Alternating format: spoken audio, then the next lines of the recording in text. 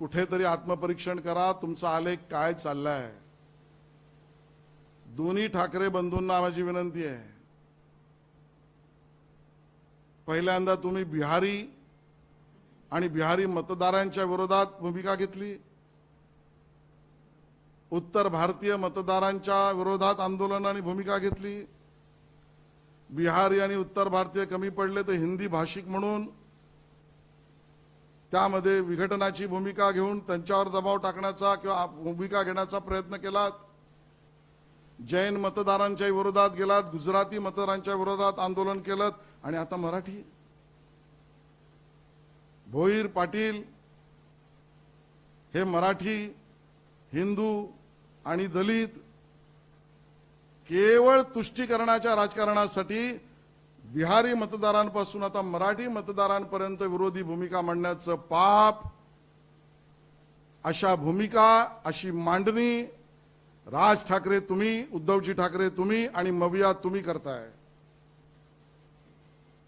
या थराला जाऊ नका, जरूर आमच्या विरोधात राहा,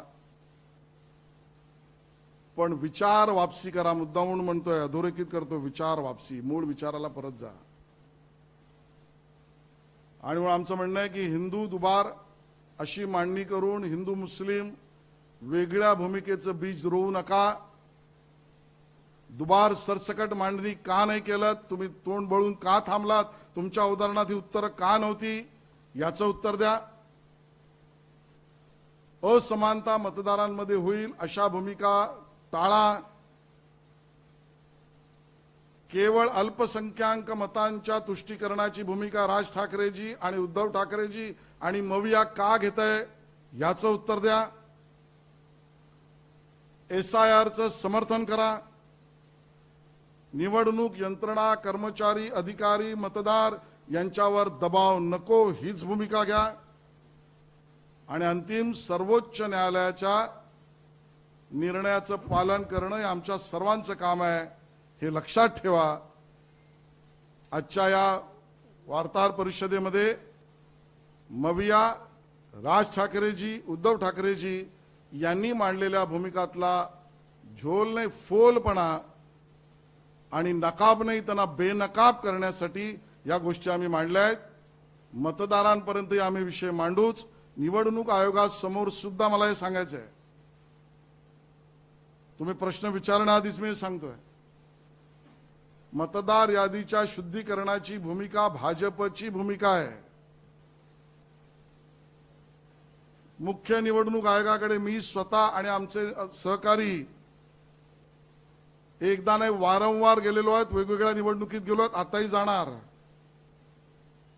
स्वतः देवेंद्र फडणवीसजींनी या विषयामध्ये न्यायालयात दावा दाखल केलाय, ऑन रेकॉर्ड आहे। आणि SIRचे पण समर्थक आम्ही आहोत आणि या गोष्टी सुद्धा निवडणूक आयोगाला आम्ही देणार आहोतच। धन्यवाद।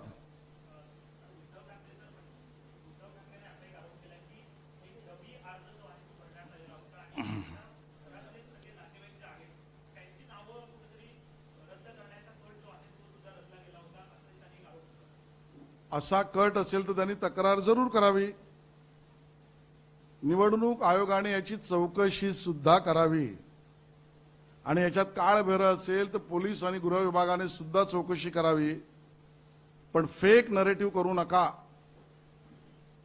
उद्धव ठाकरेजी असो वा कोणीही मतदार असो, तो अवैधरित्या गळता कामाच नाही, आमची भूमिका आहे। पण हेही होता कामा नये की आपला मुद्दा, आपलं नरेटिव्ह सेट करण्यासाठी आपणच, माझा आरोप नाही, मी माझं म्हणणं मांडतोय, नाव गळणं किंवा नाव गळवण्याची व्यवस्था करण्याच्या भूमिकेपर्यंत जाणं कोणी करू नये।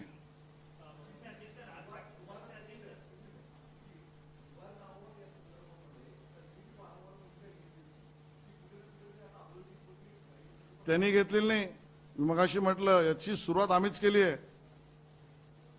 तुम्ही जरा माहिती घ्या, राम नाईक यांनी सगळ्यात पहिली ती भूमिका घेतली आहे।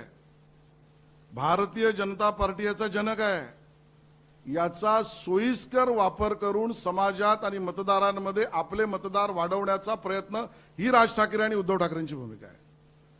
त्यामुळे हाही विचार त्यांचा नाही, तोही उसनवारी आमच्याचकडनं घेतलाय। आणि म्हणून SIRचे जमन आम्ही आहोत आणि तुम्हाला वाटतंय ना SIRला समर्थन करा. एकेकाने विचारा, एकेकाने.